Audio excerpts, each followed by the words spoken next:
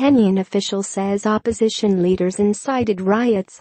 A top Kenyan government official on Sunday accused opposition leaders of inciting riots and attacks on police since a repeated presidential election, while opposition chief Raila Odinga visited a Nairobi slum and told thousands of cheering supporters that the government intends to rule by force.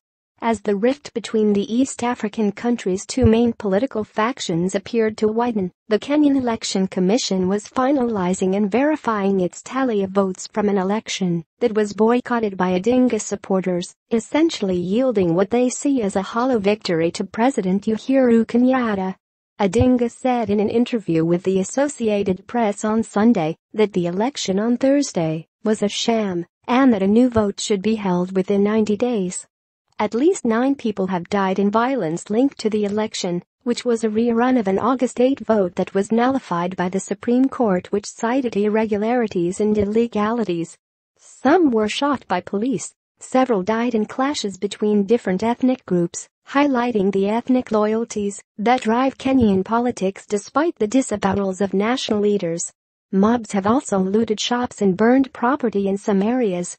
Kenyatta, who got 54% of the vote in August, is from the Kikuyu community and has said the country must combat tribalism. Odinga, who got nearly 45% in the earlier election, is a Luo and said during a trip to the capital's Kawangware slum on Sunday that Kenyans had been victims of ethnic discrimination. Kenyans want justice, not rule by force, said Odinga, who held a fly whisk, a symbol of authority. Some recent unrest has been wrongly couched as demonstrations by the opposition in some media outlets, and violence has emanated from political speech by Raila Odinga and senior aides, said Martin Kimani, a presidential envoy and head of a government task force on counter-terrorism.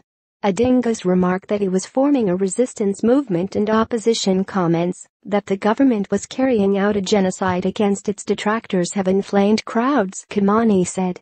"We are looking for some suspects who are politicians," Kimani said without yet providing names. He and several other government officials spoke to foreign journalists in a Nairobi hotel. Voting was postponed in several opposition strongholds because of protests by opposition backers who stopped polling stations from opening and built barricades and threw stones at police using tear gas and sometimes live ammunition. On Sunday evening, Commission Chief Wafula Chebukati said he would soon announce a plan for 4 out of Kenya's 47 counties where voting was postponed. Chebukati, who had decried political pressures before the vote Thursday and said then that he could not guarantee its credibility, declared that the election has gone well. "We are satisfied that the process is being done in a free and fair environment," he said. Odinga and Kenyatta, who seeks a second term, also faced off in a 2013 election similarly marred by opposition allegations of vote rigging. The opposition leader also ran unsuccessfully in 2007. Ethnic-fueled animosity after that vote killed more than 1,000 people and forced 600,000 from their homes. Human rights groups say police killed dozens of people during unrest after the August vote. Authorities confirmed a smaller number of deaths and said they had to take action against rioters. Kimani, the anti-terrorism official, denied opposition allegations that security forces are engaging in a systematic campaign to violently target opposition supporters. He said opposition leaders have failed to condemn violence by their backers, instead issuing general appeals for peace with persuasive rhetoric. "You'd think you're listening to Martin Luther King, they sound so good," he said wryly.